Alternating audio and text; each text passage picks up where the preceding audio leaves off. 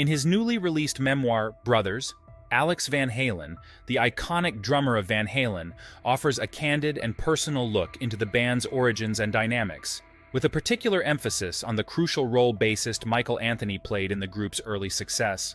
Van Halen's original lineup, formed in the mid-1970s, is often remembered for the chemistry between brothers Alex and Eddie Van Halen, as well as the distinctive vocal style of David Lee Roth.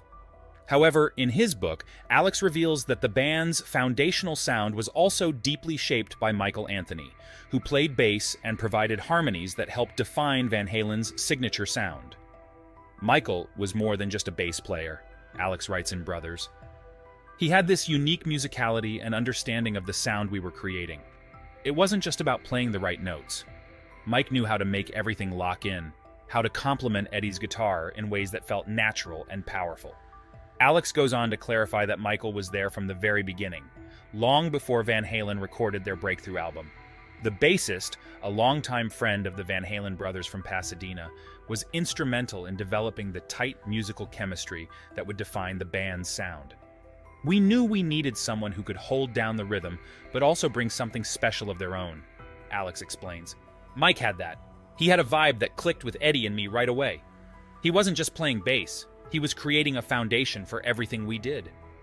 The drummer also emphasizes that Michael's backing vocals were an essential part of the band's success, especially on early hits like Runnin' with the Devil and Jump, where Michael's harmonies were a distinctive element in Van Halen's sound.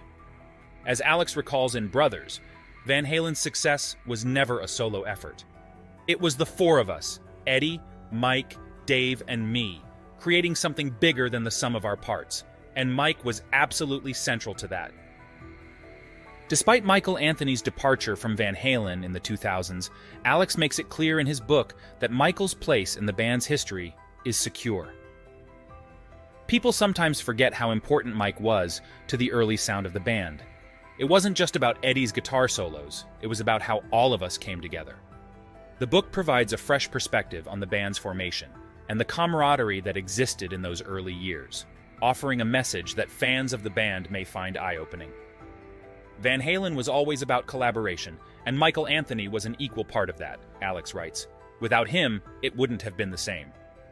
Brothers is now available, and it promises to be a must-read for fans eager to learn more about the early days of Van Halen and the legacy of the band's original lineup.